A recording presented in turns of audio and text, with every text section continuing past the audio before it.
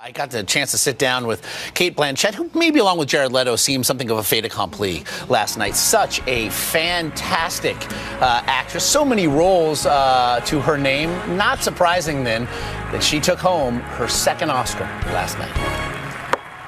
This guy's going to talk for me. I'm not saying a thing. Fine. Well, it's always fun. It's always fun to be the one, be able to ask you about the moment.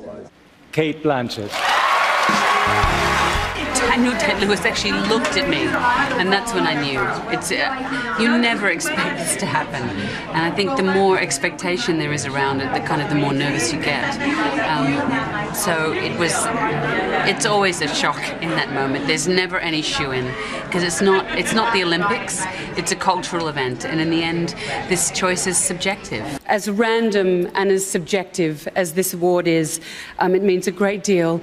You called it random and subjective, and that's what I love. It's always been something for me to try to wrap my head around the idea of the most subjective thing, art, that we could possibly have, and then we choose one that's the best. So what does it mean to you? It means that more voters voted for me than for Meryl. Go figure. I have to say, too, as the father of a young daughter, it was such a lovely arranged marriages? How old is she? 5.5. Okay, my 5-year-old, almost 6, 5.5, is vomiting at the moment, but that doesn't speak to his virility or his attractiveness. That's okay. He's a very lovely boy. He's a supple lad, I'm sure.